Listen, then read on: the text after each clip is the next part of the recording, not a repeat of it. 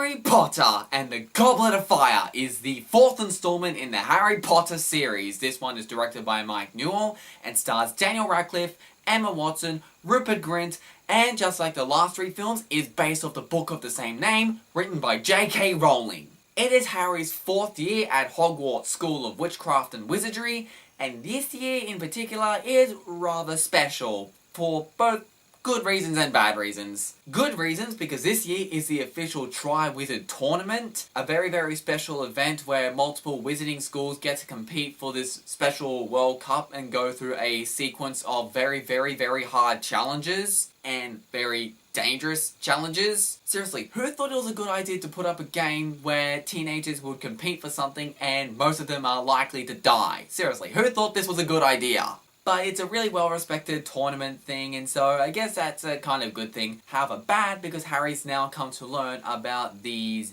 enemies known as Death Eaters. These are mainly enemies, mainly because, well, it's kind of obvious in their names. However, these are people that follow Voldemort. And it's also bad for Harry because he is selected to compete in the Tri-Wizard Tournament despite being too young. He's only 14, but you're required to be 17 in order to compete. So yeah, again, the stakes are raised quite a bit in this one. Not only are the stakes higher, but with the introduction of the Death Eaters and overall the more darker and grittier atmosphere, to the point where this is the first Harry Potter movie to receive an M rating. And it definitely wasn't the last. For starters, I really like the concept for this film. I do like the idea of the Tri-Wizard Tournament. It's just an idea I think is kind of intriguing. The Tri-Wizard Tournament is a really cool concept and it's responsible for quite a few really cool action sequences. And I also love the opening with the World Cup Quidditch match. This scene is awesome. For starters, considering that Quidditch is a game, I do like how it kind of foreshadows the Tri-Wizard Tournament because this scene happens before we even find out about the Tri-Wizard Tournament.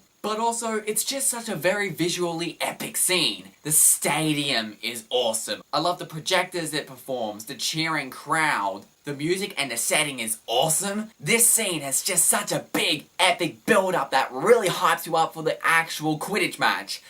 And then... let the match begin!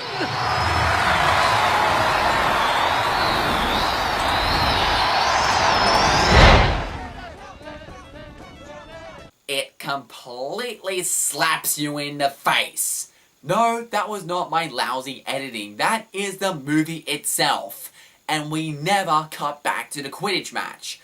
So essentially the Quidditch match is completely removed from the movie. Disappointed! I've seen very few movies that's given me a slap in the face as hard as this one. In my opinion, the only movie where I felt like I've been slapped just as hard in the face is the whole Batman v Superman fight in, well, Batman v Superman. This was just as painful as that, if not more painful. Now, truth be told, I'm not up to the Goblet of Fire book yet, but I did hear that you actually get to see the match in the Goblet of Fire book.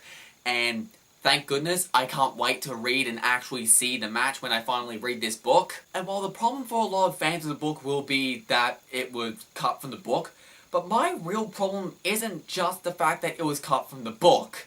It was really more the fact that it was teased to us. It gives us this really big epic build-up that really gets us excited to see the match, and then you just abruptly cut to the dialogue scene that takes place after the match, and we don't actually get to see it. Again, I understand that this is an adaptation of the book, and I'm not really trying to compare it to the book, plus there has to be a lot of stuff that has to be removed. I mean, the book is this thick for crying out loud. 617 pages long. This is a 617 page long book, and you're trying to squeeze all that into 2 hours. So my real problem is, if you're going to remove the match from the movie, then why would you give it such a huge build-up? If they didn't give it such a huge build-up, I definitely wouldn't have minded.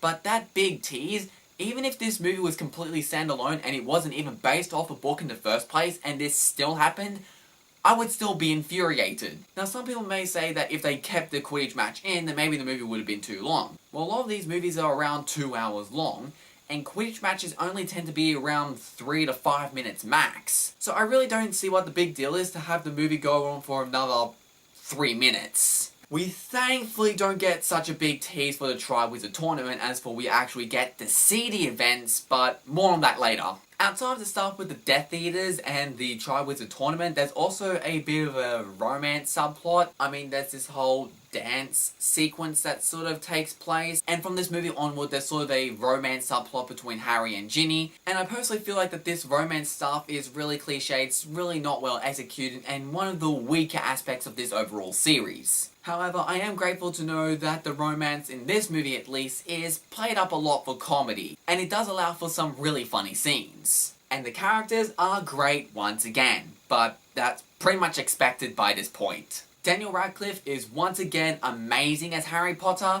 but truth be told, there's only a number of times I can say that before it gets old and repetitive, but it's true, he is. And there's one particular scene in this movie where Daniel Radcliffe absolutely knocks it out of the park. More on that scene later.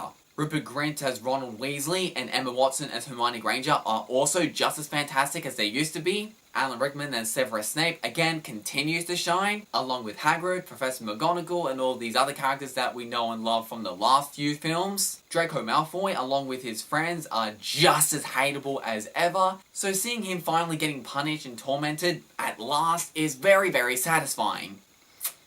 But not quite as satisfying as seeing him get punched in the face by Hermione Granger.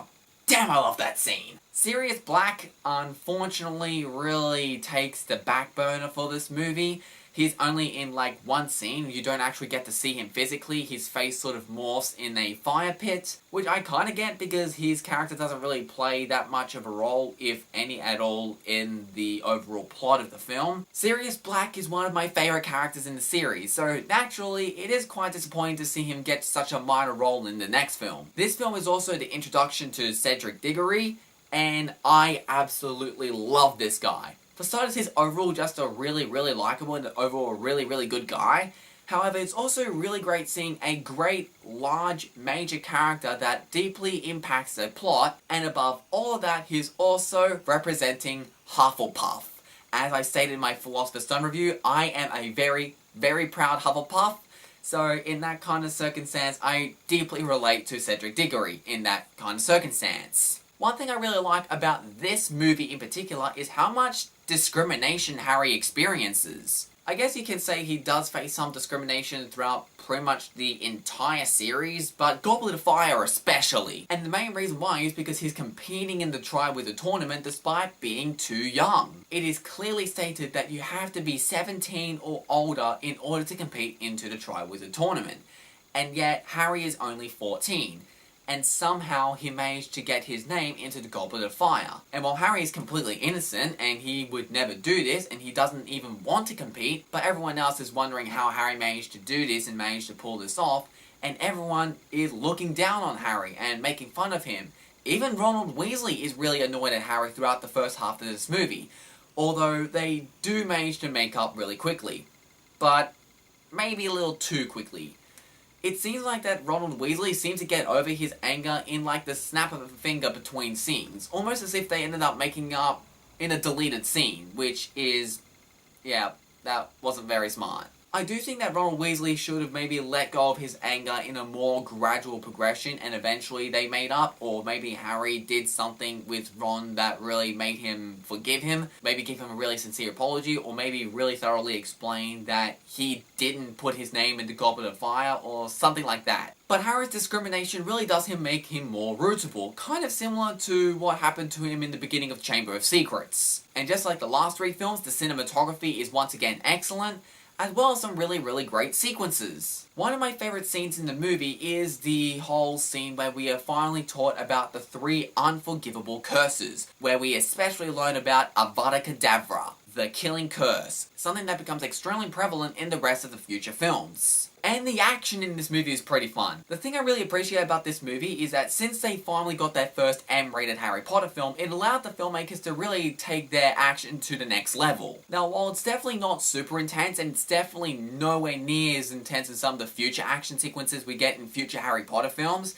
However, what we do get is still really, really great. Admittedly, the underwater sequence in the second event of the Triwizard Tournament is one of my least favourite action sequences in the overall franchise, but that is made up for with other great sequences like the dragon sequence, which How to Train Your Dragon may or may not have been referencing, and the scene in the labyrinth is awesome. I love it. It's also great seeing how loyal Harry is when he saves Cedric Diggory's life despite the trophy being right there in front of him, and yet despite being really close to him, he still turns around to save Cedric's life. And I adore the climax in the graveyard. The scene where we finally see Voldemort return. It is a very, very dark scene and I love it. And Cedric's death is very, very tragic. And this movie, honestly, in my opinion, has one of the most emotional endings in the series. And this is the moment I was talking about earlier. The scene where Harry finally makes it back to the crowd and is crying over Cedric's death and Voldemort's return is a heart-wrenching scene. Daniel Radcliffe killed it in this scene. You can really see the raw emotion on his face, and his performance makes this scene extremely emotional, considering what he's just seen has pretty much scarred him for life. The fear that he's back and Cedric is dead. Not just his facial expression, but the delivery of his lines and other subtle things like when Harry is hugging Cedric's body, but he's pulled away from him and he instantly launches back to Cedric because he doesn't want to let go. This scene is very, very well done, and as far as the movies go, this is one of my favourite Harry Potter moments. And most of it, again, just comes down to Daniel Radcliffe's amazing performance. Overall, I would consider Goblet of Fire to sort of be a step down from Prisoner of Azkaban, but it's overall still a really good movie. I'm going to give Harry Potter and the Goblet of Fire a B.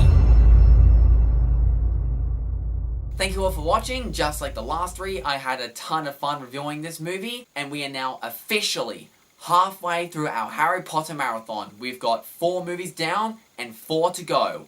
Stay tuned for my review for Harry Potter and the Order of the Phoenix. But until then, yippee-ki-yay, movie lovers!